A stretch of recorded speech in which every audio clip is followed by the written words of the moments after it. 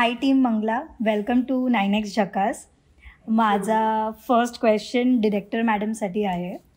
So Aparna, Mangala is releasing on 17th January. Congratulations. काय feeling आहे? दिग्दर्शनाची प्रवास कसा होता? 10thच्या एक्झामचा रिझल्ट लागतो तर कसं वाटतं? अगदी मला तसंच वाटतंय की 17 तारखेला माझा रिझल्ट येणार आहे आणि ॲज अ डिरेक्टर माझी सेकंड मूवी आहे, त्यामुळे तसा एक्साइटमेंट नाही आहे. पण हो, विषय वेगळा आहे आणि ॲक्टर फार मोठे यावेळेस माझ्याबरोबर, तर त्यामुळे त्या लेवलचं एक्साइटमेंट आहे. आणि आता 17ला प्रेक्षकांनी थिएटरला जायचे आणि बघायचे आणि मग त्यांची प्रतिक्रिया काय येईल त्याचा आम्ही वेट करताय. अलका मॅम, ॲसिड अटॅक सर्वायवरच्या आईची भूमिका तुम्ही साकारली आहे. तिच्या संघर्षणाला पाठिंबा देणारी ही कॅरेक्टर आहे हा. तर काय चॅलेंजेस आले कॅरेक्टर साकारताना? चॅलेंजेस तसं आलं नाही. मी तर खरं म्हणेन की मला टेलर मेड रोल मिळाला, कारण मी कायम आयुष्यात जे कायम कॅरेक्टर्स करत आले की 15 वर्ष मी रडवण्याचेच सिनेमे केले महिलांना. पण जेव्हा मला अपर्णा मॅमने या फिल्मसाठी विचारलं, मला खरंच खूप आनंद झाला. आमचे सौरभ जे स्क्रीन प्ले रायटर वगैरे आहेत त्यांनी खूप छान नरेट केलं होतं. म्हणजे असं वाटलं वाव, 5-10 मिनटं असं झालं की मला खरंच आनंद होतो की ही फिल्म करायचं, असं मी अपर्णा मॅमना एक्सप्रेस केलं. आणि कारण ती आई ही 1960-70 मधली स्टोरी आहे, पण तरी ते आईवडील एवढे विचाराने प्रगल्भ आहेत, काळाच्या पुढचे आईवडील आहेत की आपल्या मुलीला एवढं हे घडू नये, तू तुझ्या पायावर उभी राहा, तू तुझी ओळख निर्माण कर. माणसाचं फक्त दिसणं महत्त्वाचं नसतं, तर त्याचं असणं महत्त्वाचं असतं. हे तिच्या मनावर बिंबवतात. तू तुझं मार्ग निवड, तू तुझ्या पायावर उभी राहा. असे आईवडील फार कमी असतात. नाही तर आपण आत्ताही बघतो की काही मुलीवर जरी असा प्रसंग आला, तू आता घराच्या बाहेर पडू नको, किंवा तू नोकरी करू नको, तू हे करू नको, तू ते करू नको. पण हे दोघंही आईवडील, म्हणजे शशांकजीने ती भूमिका केली, आम्हाला ती कॅरेक्टर करण्याचा चान्स मिळाला. मी असं म्हणेन की ते आमच्यासाठी सन्मान आहे. आणि अपर्णाजीने आमचा विचार केला, हे माझा मी म्हणेन. कारण मी ज्या पद्धतीच्या भूमिका केल्या, मी कंटाळले होते अशा भूमिकांना, पण असं काहीतरी वेगळं जेव्हा मिळायला लागलं तेव्हा समाधान मिळतं एक कलाकार म्हणून. तर हे कलाकार नक्कीच होतं. बाकी चॅलेंजिंग म्हणजे खरं तर चॅलेंज फक्त शिवालीला होतं यात, कारण तिचा मेकअप म्हणा, तिला ते गाणी होती, त्या दृष्टीने तिला होतं. आम्ही नेहमीचे आईवडील होतो आणि मला 2 मुली आहेत, त्यांच्यासाठी मी तशीच आई आहे. त्यामुळे मला जास्त आनंद झाला की मी पडद्यावरही तशीच आई साकारते. शिवाली, आम्ही ट्रेलर पाहिला. तुझं कॅरेक्टर खूप इम्प्रेसिंग आहे. तुझ्या कॅरेक्टरबद्दल आम्हाला थोडं सांग. कॅरेक्टर म्हणजे ही रिअल स्टोरी आहे. आपल्या भारतातली पहिली ॲसिड अटॅक केस जी 60sमध्ये झालेली, सो याच्यावर आहे. आणि त्या मंगला जी आहेत, मंगला कपूर, त्यांच्या आयुष्यावर आधारित ही स्टोरी आहे. सो कॅरेक्टर ॲज सच असं कॅरेक्टर नाही, तर आपण जी खरी व्यक्ती आहे, जिने कसं स्ट्रगल केलं आहे तिच्या आयुष्यात, आणि ही रिअल स्टोरी आहे, तर त्याचं कॅरेक्टर मला प्ले करायला मिळालं. आणि ते प्ले करायला मिळणं म्हणजे काय म्हणूयात, ही एक माझ्यासाठी संधी होती खरं तर. की आपल्याकडे एक कॅरेक्टर येतं फिल्मचं, आपण म्हणतो की हां, मी आता हे असं रंगवेन, तसं रंगवेन, मी माझ्या पद्धतीने कसे त्याला शेड देईन, मी माझ्या पद्धतीने कसा अभिनय करेल आणि हे माझं कॅरेक्टर होऊन जाईल. पण यावेळेस असं होतं की ओरिजिनल व्यक्ती आहे, सो त्यांना तसंच प्रेझेंट करायचं आहे. त्यांच्यासोबत जे झालं आहे ते तसंच्या तसं आपल्याला लोकांपर्यंत पोहोचवायचं आहे. सो हे जास्त डिफिकल्ट होतं आणि त्याची संधी मला अपर्णा मॅमने दिली. आणि ऑफकोर्स माझ्या करिअरचा सगळ्यात मोठा प्रोजेक्ट आहे हा, कारण माझी सुरुवात होईल असं मला खूप वाटतं आहे, खूप चांगल्या पद्धतीने. आणि हे सगळं करताना आपण जी स्वप्न रंगवलेली असतात आपण करिअर करताना, की कदाचित मला असं काम मिळू देत, कदाचित मला ह्या लोकांबरोबर काम मिळू दे. ते स्वप्नही या सिनेमातून पूर्ण झालं. मी अलकाताईंबरोबर स्क्रीन शेअर करते, ज्या माझ्या आईचा रोल प्ले करतायत, आणि शशांक सरांबरोबर स्क्रीन शेअर करते, जे माझ्या बाबांचा रोल प्ले करतायत. तर माझं असं झालं की इतके कमालीचे आर्टिस्ट, इतकी कमालीची स्टोरी, इतकी कमालीचे डिरेक्टर, आणि मला खूपच भारी वाटत होतं. सो हे खूप काय म्हणा ड्रीमिंग आहे माझ्यासाठी, आणि ड्रीम कम ट्रू मुवमेंट आहे खरं तर आयुष्यातली माझ्या, जे की मला एका सिनेमामध्ये सगळंच मिळालं, असं ताटच आलं आहे माझ्याकडे असं म्हणूयात. शिवाली, तुझं इम्प्रेशन मोस्टली सगळ्यांसाठी खूप बबली चबली टाईप आहे, तर इतकं सेन्सिटिव्ह आणि इमोशनल कॅरेक्टर करावं असं तुला का वाटलं? हेच कारण आहे की ही जे काही बनवलेलं आहे, आता बनवलेलं म्हणजे प्रेक्षकांना आपण जसं प्रेझेंट होतो तसंच दिसत असतो, कारण त्यांना पर्सनली मी कशी आहे किंवा माझं काय हे फार कमी माहिती असतं लोकांना. पण मी जेव्हा नाटक करायचे, एकांकिका करायचे, कॉलेजमधून थिएटर करायचे, तर मी काही कॉमेडीने नाही सुरुवात केलेली, मी सिरियस रोलनेच सुरुवात केलेली.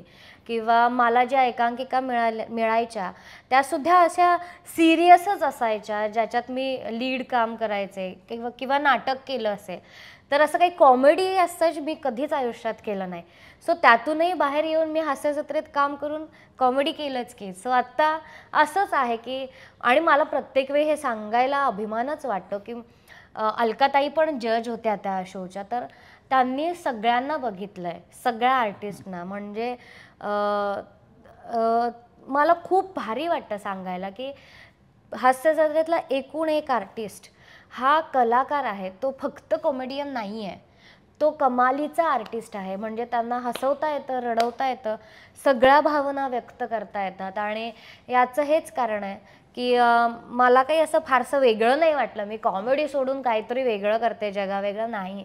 मी आर्टिस्ट आहे, मला हे जमलंच पाहिजे, सगळं जमलं पाहिजे, आणि मी तेच केलं. फॅमिली आणि फ्रेंड्ससोबत डिस्कस केलेलास रोल, आणि त्यांचं काय रिॲक्शन होतं? नाही, माझे पप्पा तर खूप खुश होते खरं तर.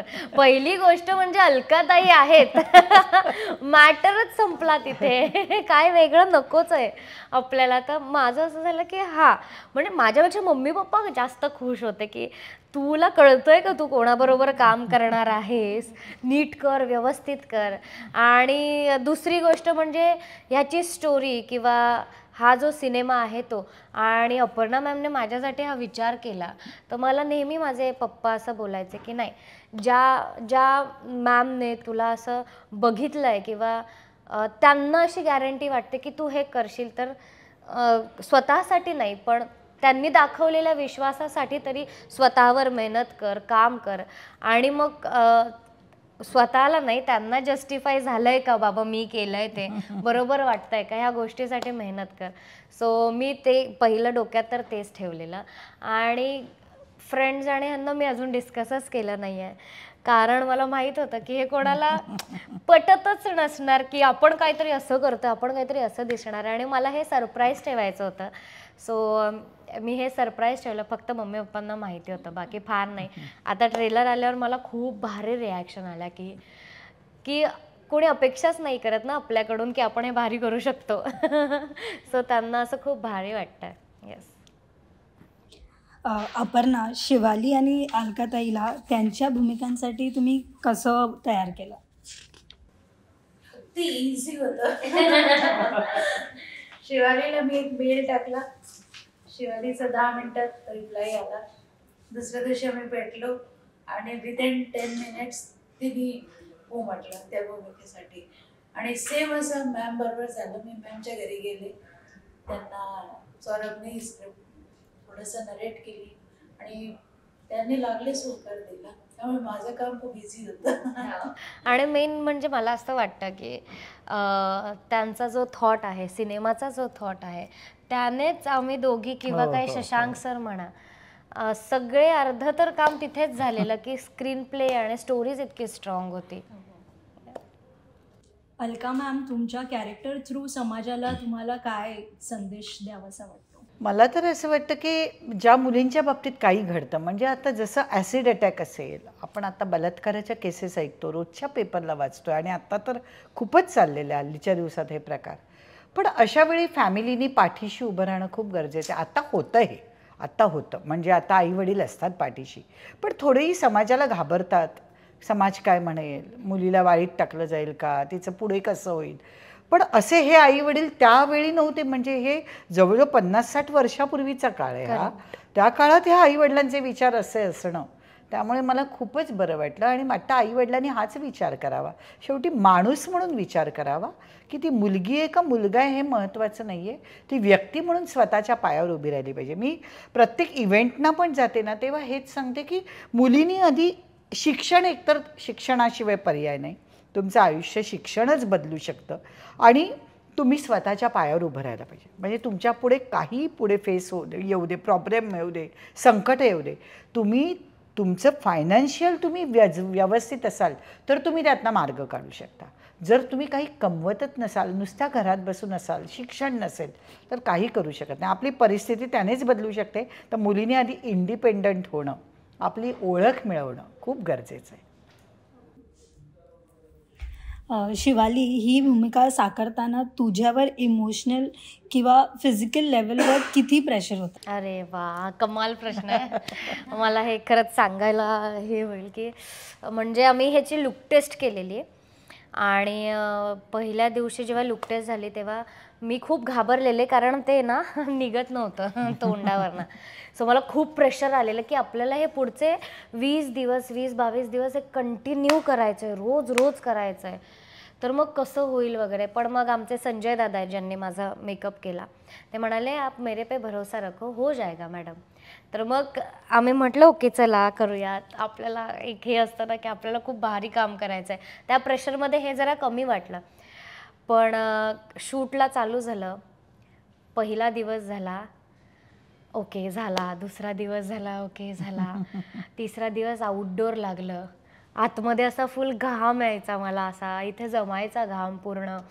आणि थोडं जेवायला थोडंसं हे व्हायचं की कसं जेवायचं, तोंड नाही उघडता यायचं, नाक बंद होतं माझं, एक डोळा बंद असायचा, तर मी तोंडाने श्वास घ्यायचे कायम. आणि जेवण नसायचं, मोस्टली मी ज्यूस आणि या सगळ्या सूप किंवा डाळ ह्या सगळ्या गोष्टी करायचे आणि रात्री एकदाच जेवायचे आणि दिवसभर तोंडाने श्वास घ्यायला लागायचा मला. सो आउटडोर शूट झाल्यानंतर मला ते थोडं हे व्हायला लागलं, चावायचं आतमध्ये, असं खा जायची आणि मग ते सतत टॅप करत राहा. बरं मोठं तोंड उघडलं की ते इथून निघायचं, फाटायचं, मग ते पुन्हा कवर करण्यासाठी पुन्हा 1 तास जायचा तो पोर्शन काढून. मग ते सेम झालं पाहिजे, त्यात एकच सीन कंटिन्यू असेल तर मग पुन्हा सेम झालं तर मग नाहीतर मग परत ते पुन्हा करा, असं सगळं व्हायचं. एक साधारण 6व्या-7व्या दिवशी देवाशपथ मला रात्री असं मी हॉटेलवर गेले आणि मी झोपले आणि मी गाडीतून येत होते ना, तेव्हापासून माझं असं चालू होतं की मी विशालला सांगत होते की मला असं वाटतं चेहऱ्यावर अजून तसंच आहे, ते मला असं फील होतंय, मला असं वाटतं. मग मी झोपलेले, मग मी झोपताना असं वाटायचं की असं होतंय मला अजून आहे ते, मग मी असं कमी हलवायचे तोंड, मला ना ते फील व्हायचं की ते आहे. आणि मग एक 7व्या-8व्या दिवशी मी रडलेले गाडीत की मला नाही जमत आहे, मला असं वाटतं मेंटली मी डिस्टर्ब होईन या गोष्टीने वगैरे, असं सगळं झालेलं. पण मला खूप असं भारी वाटतं सांगायला की तिथे इतकं कमालीचं युनिट होतं, म्हणजे ताईसुद्धा स्वतः होत्या तिथे काम करत, तर सतत माझ्यासाठी काही ना काही चालू असायचं की ए उसको फॅन नाही, ये करो, उसको अंदर जाके बिठाव, तिला बसवा आधी, तिचं बघा आधी, तिच्यासाठी हे करा, मग शिवालीचं आधी करून घ्या, मग तिला कसं मोकळं होऊन जाईल, तिचा काढता येईल मेकअप वगैरे.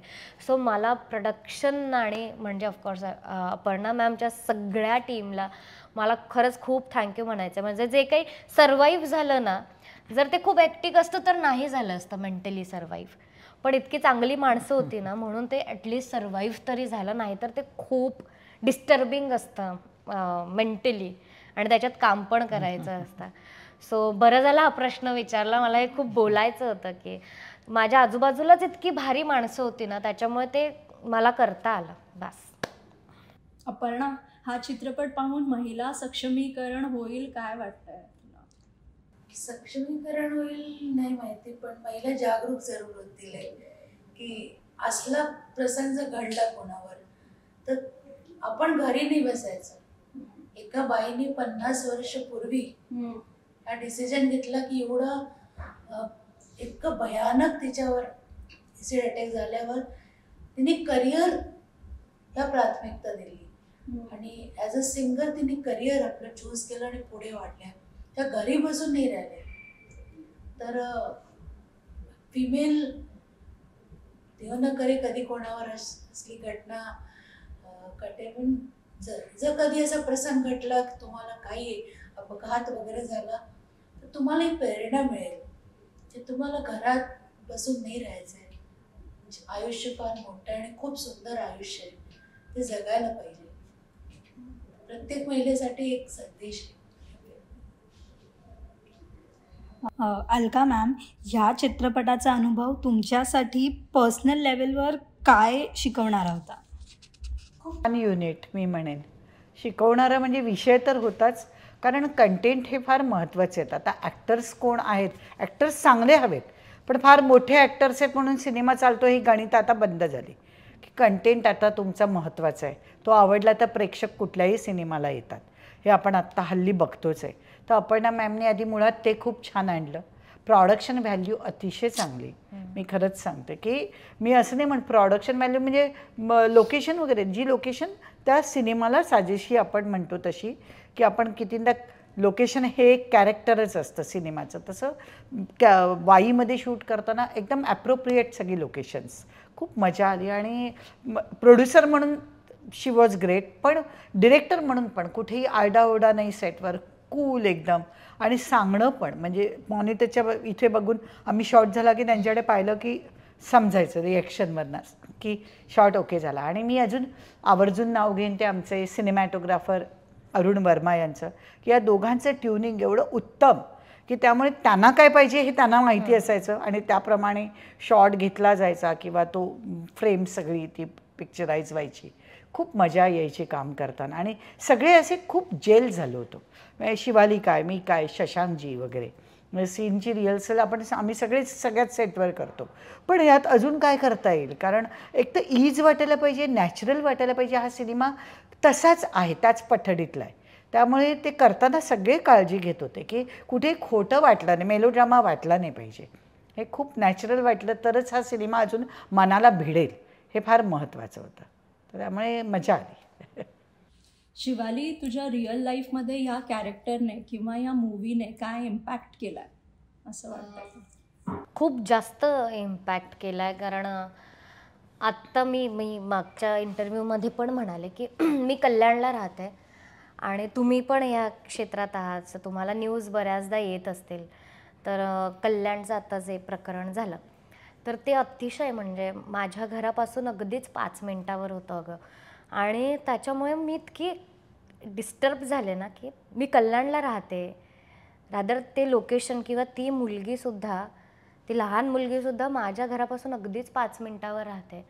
आणि तरी मी अवेअर नाही आहे या गोष्टीने की माझ्या घराच्या बाजूला असं काहीतरी होतं आहे. आणि आपण असं समजतो की आपण अजूनही सेफ आहोत, आपण जिथे राहतो त्या एरियामध्ये, पण नाही. हे अजूनही आपल्या आजूबाजूला घडतं आहे आणि ह्या गोष्टी झाल्यानंतर खूप वाईट वाटतं. किंवा मला तर खूप असं हतबल झाल्यासारखं वाटलं की मला काहीच कसं नाही करता येत आहे. किंवा आपल्याकडून एक मुलगी म्हणून किंवा आपण ज्या क्षेत्रात काम करतो, लोक आपल्याला एक आयडल म्हणून बघतात की तुम्ही आम्हाला आवडता, आम्ही तुम्हाला फॉलो करतो.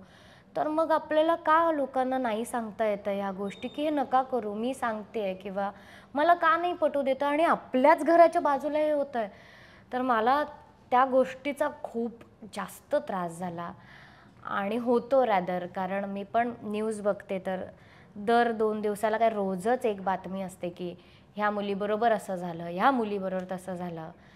तर खूप हतबल झाल्यासारखं होतं मला. आणि मला असं वाटलं की कदाचित हा सिनेमा त्या गोष्टीसाठी, तशी गोष्ट नाही आहे खरं तर, तो एक महिलाचा प्रवास आहे, पण मला असं झालं की आपण कदाचित हे करून कॉन्ट्रीब्यूट करू शकतो काहीतरी, आणि त्या गोष्टीसाठी किंवा महिलांसाठी काहीतरी कॉन्ट्रीब्यूट करू शकतो. आणि ह्या गोष्टीने किंवा ह्याने हेच शिकवलं की जसं मगाशी अलकाताई सांगतात किंवा प्रत्येक मुलीला असं वाटतं की आपण इंडिपेंडेंट झालंच पाहिजे. रादर मला इतका अभिमान वाटतो ना की मलासुद्धा एक लहान बहीण आहे आणि माझेसुद्धा पेरेंट्स लाईक जसं अलकाताईंनी आत्ता त्यांच्या 2 मुलींना इतकं शिकवून मोठं केलं, तसंच माझ्या पॅरेंट्सने सुद्धा कधीच असा हट्ट नाही धरला की आपल्याला मुलगाच पाहिजे किंवा असंच पाहिजे. नाही, 2 मुली आहेत, त्यांना आपण उत्तम शिकवूया, त्यांना एका शिखरावर पोचवूयात. काय त्यांना हे आवडतं, बरं तू हे कर. लिटरली माझे पप्पा, मी शूटिंगवरून 3 वाजता घरी गेले ना, 3 वाजता मला स्टेशनला घ्यायला यायचे.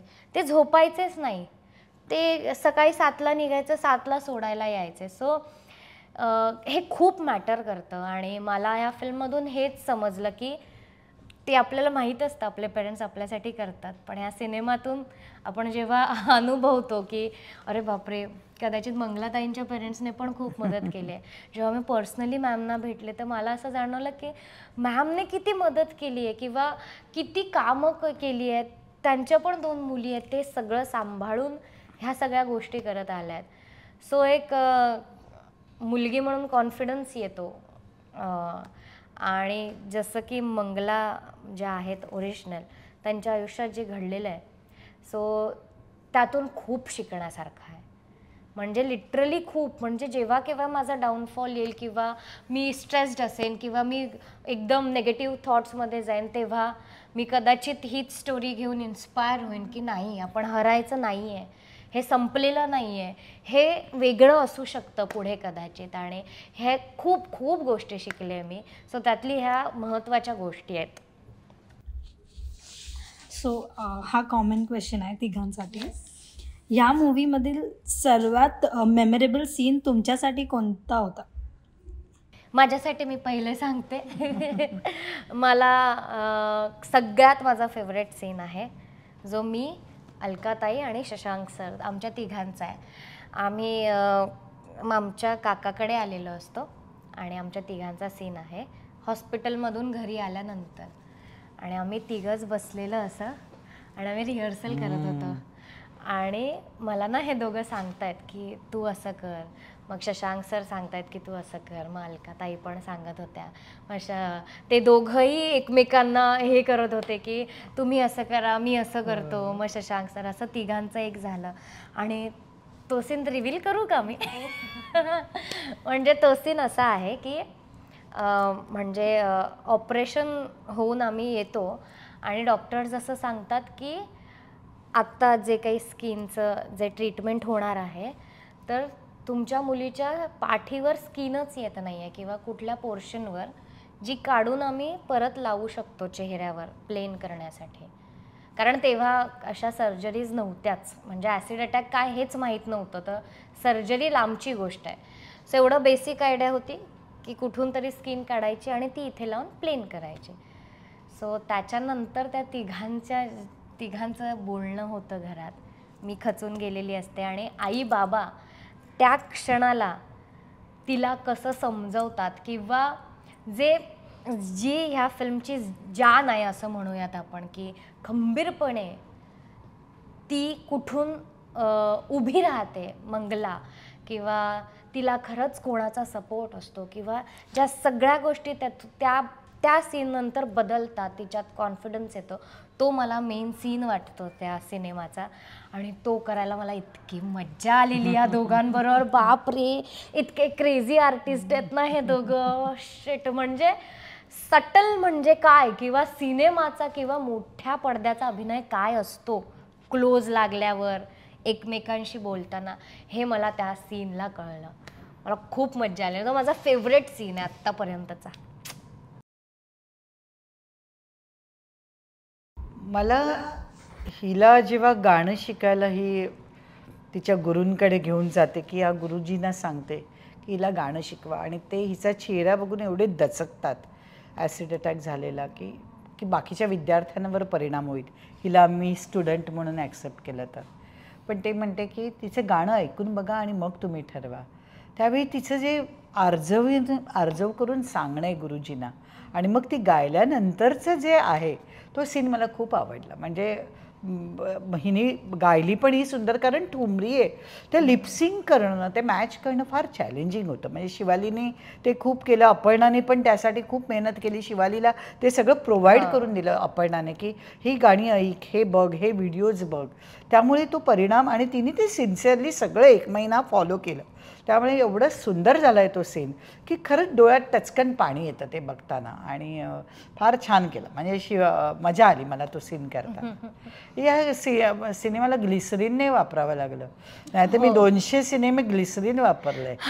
मी देवा शपथ, मी इतकी ना काही सीन ना असं बघत राहायचे आणि आम्ही लिटरली असं बोलायचो, बाप रे काय कमाल आहे. यायचं ते काय माहित नाही, पण सीनच असे असायचे. आणि प्रथमेशने अप्रतिम डायलॉग्स लिहिलेत शिवलकर, जसं सौरभने स्क्रीन प्ले एवढा मस्त लिहिला आहे. त्यामुळे त्याचा इम्पॅक्ट एवढा व्हायचा ॲक्टर म्हणून की आमची मेहनत कमी व्हायची. त्यामुळे म्हणजे नॅचरली ते बोलताना अरे आपण आपल्या मुलीसाठी बोलतोय, ही जी लेक आहे तिच्यासाठी, आपला जीव आई म्हणून काय होईल ते आपोआप यायचं. काहीच करावंच लागलं नाही. नाहीतर मी मार खाते, सासू हे करते, ग्लिसरीन वापरून रडते, हे खूप केलं. पुन्हा एक कॉमन क्वेश्चन तिघांसाठी, तुमच्या मते प्रेक्षकांनी या चित्रपटातून काय घ्यावं? जसं आम्ही मगासपासून तेच सांगण्याचा प्रयत्न करतोय सगळ्यांना की आम्ही काही असं बळजबरी नाही करत आहे कोणाला, पण असं तू आज बघू शकते आम्ही तिघी मुली आलो तिथे, महिला आलो. आणि मराठी इंडस्ट्रीमधला अलकाताई असं म्हणालेलं आहे एका इंटरव्ह्यूमध्ये, ते माझ्या आत्ता लक्षात राहिलं आहे, ते कायम लक्षात राहील की फिमेल ओरिएंटेड फिल्म्स फार कमी होतात आपल्याकडे आणि कुणी तेवढं रिस्क घेत नाही फारसं मराठीमध्ये. आणि त्याच्यासाठी खूप खूप कौतुक आहे अपर्णाजींचं. आणि 40 वर्ष ज्या ॲक्ट्रेसने इंडस्ट्री गाजवली आहे, म्हणजे ज्यांना लोक बघत आली आहेत हे असं काम करतात, त्यांना अगदी अपोजिट रोल देणं किंवा स्ट्रॉंगेस्ट वुमनचं रोल देणं. आजपर्यंत त्या स्वतःच सांगत आहे मी मार खाण्याचं रोल केलेत किंवा वेगळं रोल केलं, तर पण ती बाई किती स्ट्रॉंग आहे, तिची आई किती स्ट्रॉंग आहे, हा रोल प्ले करणं. रादर शशांक सर त्यांनी इतकं कमालीचं काम केलं आहे. आता हे सगळं आहेच, पण ह्या सगळ्यात महत्त्वाचं हे आहे की ही 60sमध्ये घडलेली गोष्ट आहे, तरी लोकांना आत्ता असं वाटतं की हा किती रिफ्रेशिंग विषय आहे. तर हे खूप काय म्हणूयात वाईट आहे, खूप वाईट आहे. आणि हे अजूनही बदललेलं नाही आहे. आणि त्याच्यासाठी कदाचित मला असं वाटतं की एकदा येऊन बघा, मुलींनी तर येऊन बघायलाच पाहिजे. आणि आई वडिलांनी आपल्या मुलींच्या मागे कसं उभं राहायला पाहिजे, सपोर्ट करायला पाहिजे, हे आता मूलभूत या सिनेमाचा विषय आहे. आणि ती मुलगी जी काही स्वतःची आयडेंटिटी मिळवते, जी मंगला कपूर यांनी मिळवली आहे, म्हणजे त्या फॅमिलीलाच सलाम आहे, मंगलाताईंना पण सलाम आहे. त्यांच्याकडनं ऐकताना पण आम्हाला सगळ्यांना असं आम्ही भावूक झालो होतो ज्यावेळी त्यांना आम्ही पाहिलं, त्यांचं बोलणं ऐकलं.